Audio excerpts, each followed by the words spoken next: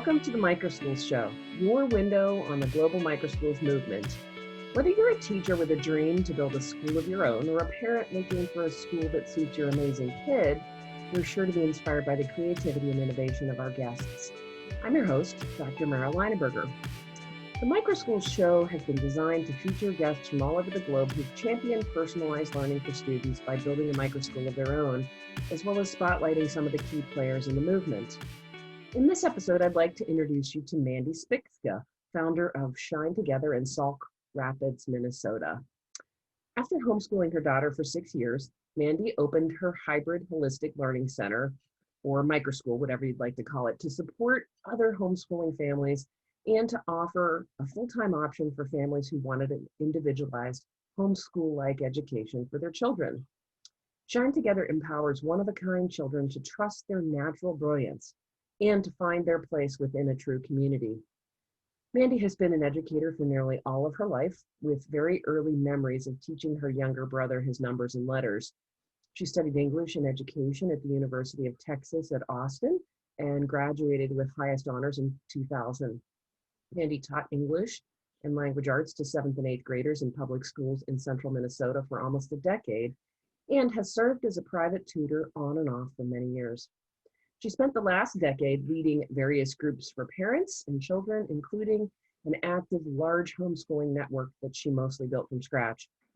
Mandy chose to homeschool her daughter, utilizing her interests as a driving force because she wanted a one-of-a-kind education for her one-of-a-kind child. She extends this unschooling philosophy into her work at Shine Together, where each child's learning stems from whatever makes them come alive, with guidance and support and a rich environment for exploration and growth. Welcome to the show, Mandy. Thank you so much, Mara. Oh, you're welcome. So happy to be here. Oh, I love the fact that you're sitting outside. It is a gorgeous fall day here in Pennsylvania. It looks like it's beautiful in Minnesota as well. We've been outside all the time, all week long. Fantastic. So actually, Mandy, I think people would love to hear a little bit more about you, your mission, and your microschool. So why don't you just sort of dive in and tell us about Shine Together. Well, Shine Together has been operating for about 9 months now, officially, but it's kind of been in the works for a long, long time. This is something that I had been thinking about ever since I studied education in college. I read a book called The Parent's Guide to Alternatives in Education, and I was just very inspired by all of the different philosophies that are out there and the different takes on education. I was very intrigued by the Sudbury School movement, and I just really thought about how personalized education was so important and allowing children's interests to guide what they're doing, because they will retain so much more, they learn so much more when they have that freedom, when they have that choice, when their passions are fueling everything that they're doing and everything that they're learning. So when I started Shine at the beginning of this year, I was very much guided by that philosophy, and I wanted to allow kids to come and have space and have time and have other children around to inspire them and to follow whatever it is that they were interested in at the moment. I currently have Shine set up as a hybrid program. I support homeschooled students as well as full-time students. And so some students only attend once or twice or 3 times a week, and others come for the whole week. We have a 6-hour day, and then sometimes that's extended for certain families who need longer hours. I'm very flexible, and that's one thing I really love about being a microschool, is being able to be completely flexible to families' needs and to find what works for the individual student and the individual family.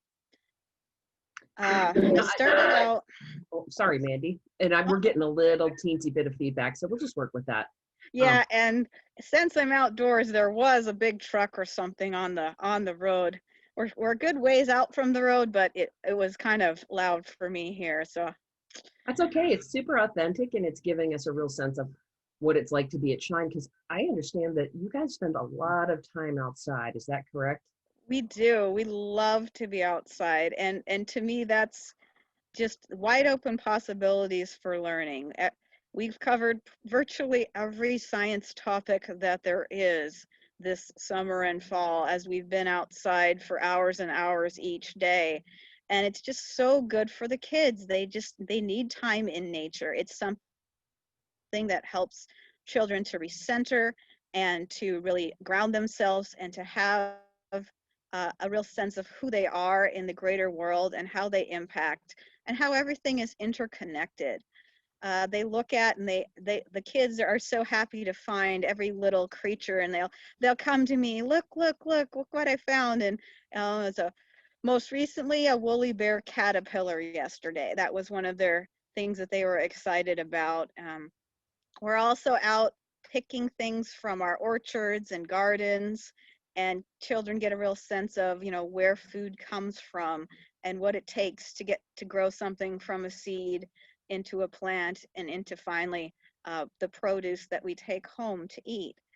And so I just love giving them that opportunity to really experience everything in nature and to see, the interconnectedness of all life, not just humans, but of, plants and animals and insects and everything. So you talked about that woolly bear caterpillar. Um, do you do when a kid presents something like that? How do you respond to that, and how does that become a point for learning? Um, well, usually it's just everyone gathers around to see what someone has caught, and then oftentimes we'll take it to the next step and we'll find out a little bit more. We may research because someone will usually ask a question just naturally. This is just how learning happens naturally. Someone will ask a question. I may or may not know the answer. So we may Google it. We may find out, that the woolly bear caterpillar turns into the Isabella moth. Like those kind of things where you take it to the next step and you find out more information to support the hands-on learning that's happening. I know, I just thinking about that particular creature. There were all kind of stories told about the woolly bear when I was a kid, that if they were brown and black, that meant a sort of a normal winter. And if there was more black on them, that meant that there was going to be a really harsh winter. And that's sort of a wives' tale. But I believe that there's information about that in like the Farmer's Almanac, that Yeah. somebody's done research on that. Yeah, I think it's not true. That wasn't something that I grew up with because I actually grew up in Texas. But when I came up here, that was something my daughter one year decided to do a 4-H project about that caterpillar. And so I remember reading about it and finding out. And to me, that's how learning really should be. It should be something in front of you that piques your interest, and finding out information that is useful to you, that is authentic for your purposes in the moment. So for people, I know, some people will think like, well, this is super exciting. My kid would really love that kind of learning. And then there'll be people who will be asking about, well, then what about the state standards, or what about curriculum? How are you going to teach math with looking at woolly bear caterpillars? Or how are you going to make sure that these kids know how to write or read? How do they do those kind of things? I'm curious. Yeah, we certainly have to find that balance. And in Minnesota, we have a very prescribed standards as far as what subject areas each child needs to learn. All of my students are registered as homeschoolers, whether they're with me full time or just part of the time. And I believe there's something like 13 required subject areas that each child needs to cover each year. And so it's important that we follow those regulations, whatever style of learning we're selecting. So I do have to be mindful of that, and specifically with math and reading and writing, I will do more formal activities with the kids who are with me full time to make sure that they're progressing at the proper state. Uh, and also, I keep track of all the subject areas every day that kids are here at Shine Together. I am recording on a visual web of learning I'm recording all of the different concepts that we're talking about. So when something comes up like the woolly bear caterpillar, I'll make a note of that, and I'll make a note of what we learned about that under the science category, so that the learning is being documented, because that is necessary. Parents want to see that, and of course it's necessary to follow the state laws as well.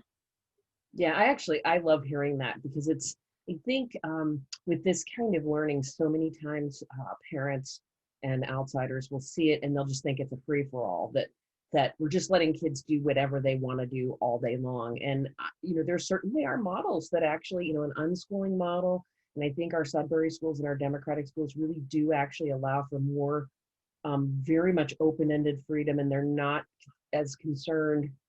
I don't want to say that they're not concerned, because I'm not actually trying to attribute to any one school, but I think, the urgency to learn how to read or do mathematics or do science isn't necessarily there in some of our smaller schools. But it sounds to me like you still have a desire to see your students learn to read and write and do mathematics, but to come at those from exploring the things that they're interested in. Is that correct?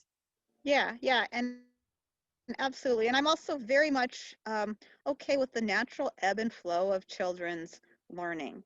I think one of the things that we find in the current education system is a push to achieve those academic benchmarks earlier and earlier and earlier. And many times they're not developmentally appropriate.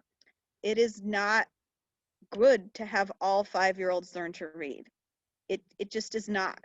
For those 5-year-olds who are not yet ready to start learning to read, when they have it pushed on them too soon, they can come to the space where they hate reading. It's a negative association for them, simply because it was pushed too soon before they were ready. Now, 7 is the average age when children have that developmental ability to master reading. And so that's the norm throughout much of the world. And I'm very much in support of giving children their time and space. But at the same time, I'm very much in support of making sure they have that exposure and they have that support and they have that scaffolding, so that they can learn when they are ready, so they can reach those benchmarks at the appropriate time, not necessarily at what the public schools are doing right now. Uh, and one of the reasons that I like alternative education is there is more flexibility. We're all going towards uh, a lot of the same benchmarks ultimately, but the way that we reach them can be more creative and more in line with the individual child's needs and strengths and weaknesses. Can you maybe give us an example of a kid, maybe two different kids who come to reading it a different way, and how you've encouraged that? Because I think, obviously no names are needed, but maybe give an example of somebody who just grasped learning and went head first into it from the beginning, and then somebody maybe who was a little more reluctant, and how you encouraged or kept offering it in a way that didn't feel coercive to that child. Hmm. Yeah, I think exposure is the most important thing. Being exposed to reading as an important enriching part of our lives. A child doesn't necessarily have to be the one reading for the reading to count. So I'm thinking of one of my students who, he is 10 years old now, and he only really became a fluent independent reader within the last year. And before that, he was reading, on a very basic level, but his mother reads to him probably at least an hour every day.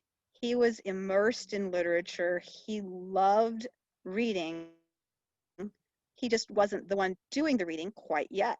And now he's reading Percy Jackson novels on his own, which are above a 10-year-old's level. And so he has come into this ability and this strength on his own timetable, and has really been able to flourish by being allowed to come to it at the time that was appropriate for him. Yeah, well, it sounds to me like, one, he had a really good reason not to bother to learn how to read. If his mother was reading it to him for an hour every day. I mean, I've read some stories. I read a story, I think, in the New York Times last year about a man who continues to read with his adult daughter. Like, and they have made it a point every day to read together. And I wonder about those kinds of experiences and think about how wonderful would it be if we continued to read to each other, maybe versus watching movies or being on our devices playing games separately, and that reading together, talking about the stories, talking about the characters, imagining what's coming next, feeling the disappointment of we have to put this down for tonight and wait until tomorrow to get the next piece. I mean, for me, Mm-hmm. my love of reading came very specifically in third grade when I had a third grade teacher who read big novels to us. And one of my all-time favorite childhood novels was called The Last of the Really Great Wangdoodles. It was written by Julie Edwards, when she was married to Blake Edwards. So Julie Andrews, Dame Julie Andrews. I think she's been a dame. Anyway, having that story read to me, for Christmas, my parents, or I should say, I think Santa Claus brought that book. And I sat and read it the entire day on Christmas Day. It was that kind of exposure to really great stories that got me to want to read. I remember Mm-hmm. walking into the library and seeing that there was a whole shelf of Beverly Cleary novels. And the amazement that I had that, this book, I had been read one of her books, and then I literally proceeded, to start to check out every single one of those books and read my own. It sounds exactly like the Percy Mm-hmm. Jackson story. Now I was taught to read, in first grade, but Mm-hmm. so I would have been about 6 or 7. So, I don't know. I Mm-hmm. wonder what it would have been like if I had waited like you're a student. Well, and for many students, first grade is the appropriate time. In fact, there's a reason why they started teaching reading in first to second grade years back. And that's what I just said about 7 being the developmentally average age. They were hitting the vast majority of students being ready for reading at that point. One thing that I think is a struggle right now is that you see that it's being pushed early and earlier. There's preschools that send children home with homework in our local school districts. They're being asked to read at age 4 or 5 when they may or may not be ready. Um, and as you were just saying about the love of reading and being read to, like I'm thinking about my own daughter learned to read about age 6 to 6.5, and now she's 11.5, and she still loves to be read to, and that's a regular activity for our family. And to me, that kind of bond, like what I think is really important, whatever subject you're learning, is to create positive connections around it, to have the relationship be an integral part of the learning.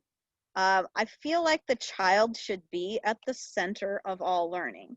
And then past the child, the second layer is the relationship. That could be the parent-child relationship, or that could be a teacher-child relationship.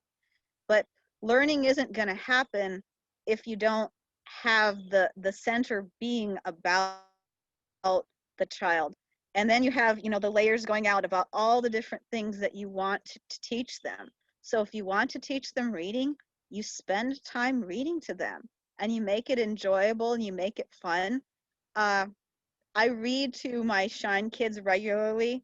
We'll just read little storybooks here and there, but you will have, from the 6-year-olds to the 13-year-old gathered round in a circle, ready to listen to a story for 10 minutes because it's fun. It's about the connection. It's not just about what you're doing, but it's about doing it together. Yeah. And, part of the name of my program is Shine Together.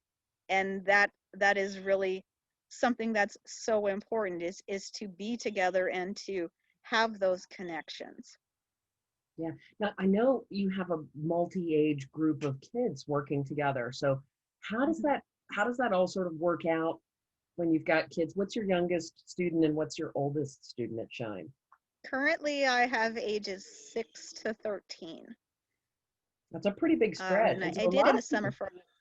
Yeah. A lot of people would look at that and they would say, holy smokes, like that's like the old one room schoolhouse. And like you probably got to have materials at all of these different grade levels to handle all of this. And that's got to be a nightmare for writing lesson plans and all the grading you have to do. But it's not like that, right? Yeah, right.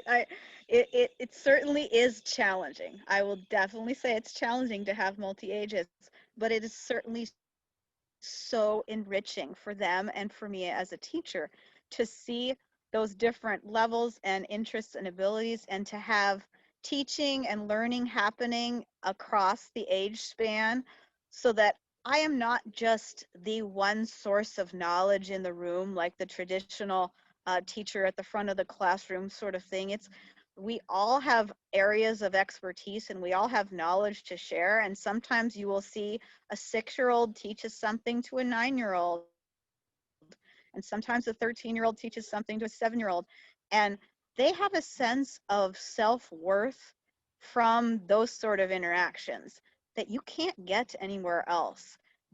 Being there as a mentor or as a mentee is really a vital role that's lacking in a lot of our traditional schools, where students don't have access to other ages on a regular basis. I don't do traditional lesson plans and I don't do traditional grading. So those areas are not a challenge for me. I do my record keeping in a very organic way, and I do my planning in a very organic way, which involves the children directly. Every morning at Shine Together, we all sit together in a circle. We talk about what we want to do that day. We often will talk about things that have happened recently, and because oftentimes what they want to do is an extension of an activity that they already started. And sometimes we'll talk about ways to improve or ways to make sure that the activity is involving everyone. We do a lot of social skills here as well. And I think the multi-age environment is really conducive to that. They see role models who they can emulate, and they are role models, so that they're a little more aware of how their actions affect the other children, and they want to have those roles as leaders. I just had one of my 11-year-olds the other day who was super excited when I just casually said something about how perhaps when she was a teen I would hire her to work here. And she's like, I'd love to do that. See how good I am. See how I helped these two little ones do this. And she was just so enthusiastic already, because to her it wouldn't be work, it would be her passion. And that's what we're all about here at Shine Together, is finding your passions and allowing them to shine. It sounds pretty amazing to me. I don't know how, if people want to figure out or want to even look to see if their kids would fit at Shine Together, how would they find you, Mandy? They can find me on Facebook. Shine Together LLC is my Facebook page, and my website is shinetogethermn.com. And the MN's from Minnesota. So there are people who are in that sort of Yeah, Minnesota. close, yeah, close to the St. Paul area. Yeah, we're kind of in central Minnesota, so about an hour from the Twin Cities. Yeah. So it's funny. I think when you talk about being a hybrid school in the beginning of our conversation, I was thinking, what the heck does that mean? And now I realize it's probably the best description for you, because you're kind of part um, micro school with the one room schoolhouse idea. You're part homeschool because all your kids are listed as homeschoolers, and there's that Mhm. capacity for there to be this sort of seamless flow between home and shine. You're part Yeah, forest school. Um, definitely so part forest school. Yeah, I came to this program. I developed Shine Together after having homeschooled my own daughter for 5 years, and so it was a very organic way for me to develop the program by including homeschooling families who we were already friends with, and who knew me as a teacher, as a professional, as we as you said it earlier, I've been leading this large homeschooling group for many, many years.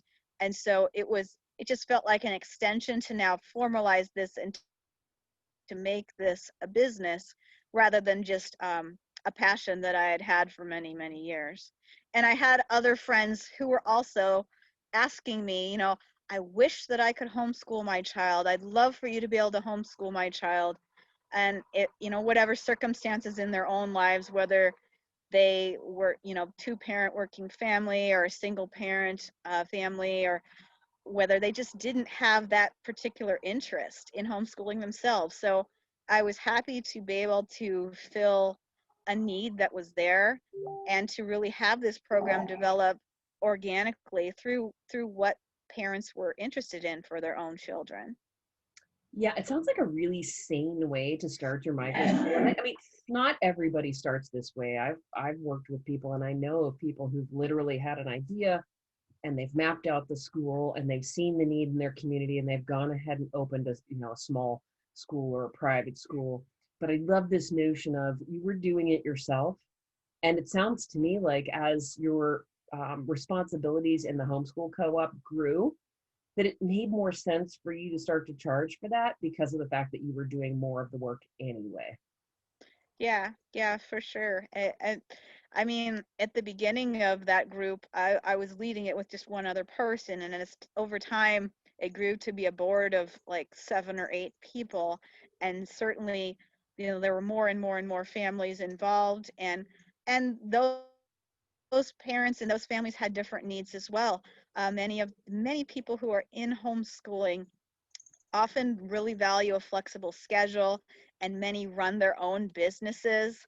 And to be able to balance running your own business with homeschooling, for many, having a day or two each week without the children was really a blessing. And to have them be in an environment where the learning is central and the interactions are really positive and the children are really supported in their learning and creativity was just really, really valuable to those families. Yeah, it sounds like sort of a match made in heaven for all of those people. It's like the best of homeschooling, of co-op, of small school, all rolled into one in a beautiful setting, with the kids being able to come. And then, it as a plus, it gives you an income now. You know, so many Hmm. homeschooling families Yeah. make a sacrifice in order to educate their child of one adult not working. So you providing that homeschool opportunity for families that want it but either don't want to or have chosen not to do it for themselves, just seems like this fantastic idea. And I think that many people who are building micro schools are actually a good fit for families who think homeschooling would be a good idea for their child. Hmm. Yeah. Hmm. Anything else you want to tell us about Shine? What's it? Oh, you know what? I was actually thinking now that I was trying to think, I had something in my head and then it flew out. Shine Together, it runs all year round, doesn't it? Yes, absolutely. To me, learning doesn't end. Learning doesn't have a schedule. As my daughter has been homeschooled, we've never had school days. We've never had vacation days. It's learning is just a part of life. Learning is something that we do every day. And so I just naturally extended that philosophy to Shine Together. And some of the best parts of Shine Together take place in the summer because in Minnesota we're able to be outside more and we have a bountiful growing season, and we want to take advantage of all of the learning opportunities that are there outside in the summertime. So to me, it just makes sense to continue the program year round.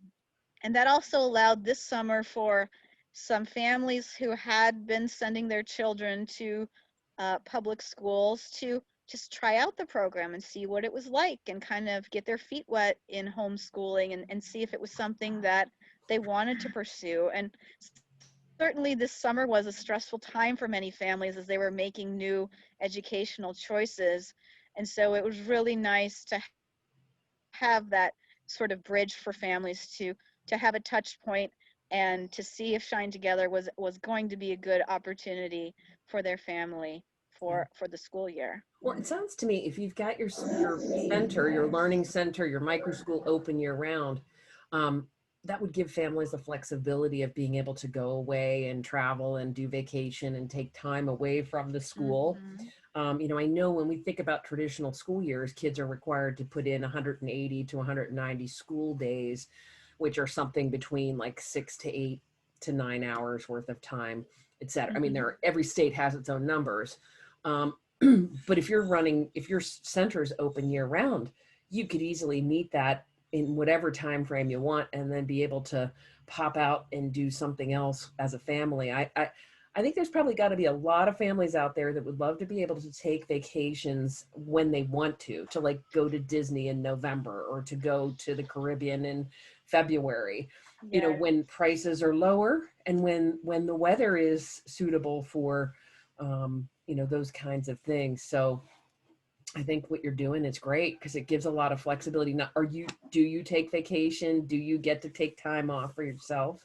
Yes, yes. In my Shine school year, I have built in probably about 4 weeks where I intend to take vacations. Things are a little different this year with the pandemic, obviously, but I already know, like in the fall, I have scheduled time off around the holidays, and but I think that is nice to have that flexibility for families and to not have to feel like if they choose to travel somewhere for a week or two, their child is going to be falling behind. When you have individualized learning, each individual is at their own pace, and if they take a pause for a week or two, or their learning looks different for a week or two, because they're certainly not pausing learning if they're traveling, they're just learning something different, but they may pause their math curriculum for a week or two, and that's perfectly fine because you can be very, very flexible as a homeschooling family. You can work with things on your own pace, and for so many families that's really appealing. I think a lot of us feel very tied down when we have these institutional schedules that we're bound to, and it's just such a breath of fresh air to be able to go with the natural ebb and flow of our family's needs. We all have certain times in life that are more trying than others, when perhaps a birth of a new family member, or death in the family, or a need to travel due to illness. There's so many different things that affect us in our lives, and to have education um, to be more aligned with those ebbs and flows, I think is just such a relief to so many families. Yeah. Well, I don't know that that would work in a big They public don't even system. realize the burdens. Yeah. Yeah, I think in big public systems, the thing that's the challenge with what you're talking about is that, the vast numbers of students that a school district is responsible for. Whereas you're working with what's Sure. your student enrollment right now? I think I have 12 or 13 students enrolled. I only work with up to 9 per day. And so keeping it very small allows me to make it very personalized and to really know each child, um, both academically as well as emotionally or socially. I think that's really something that's important, Yeah, I think and an advantage of this type of learning environment. I think what you're doing is amazing, Mandy. For those of you who want to reach out to her, you can reach her at shinetogethermn.com. Um, Mandy, one last question for you before we wrap up. Have you seen any schools that you think that we should take a look at in upcoming episodes? Well, when I was looking into starting this type of program, I was able to visit another small school about 30 minutes away in St. Joseph, Minnesota, called Lillian Leonard Primary.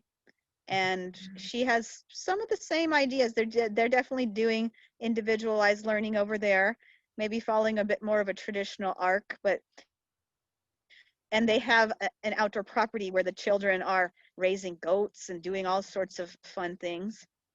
And in the Twin Cities, I know I'm familiar with the Gaia Democratic School, which was another one that I've followed a bit on Facebook. I haven't been able to visit, but certainly it was one that I looked at as I was, considering the possibilities for my own learning center. Fantastic, Mandy. Well, thank you for joining us today. And as usual, we've got some schools lined up to talk with, but we're looking for more. So if you'd like to be a guest on the show, to come on and talk about your micro school or to talk about your work in the micro schools movement, please reach out to me at mara@microschoolbuilders.com, and we'll see you next time.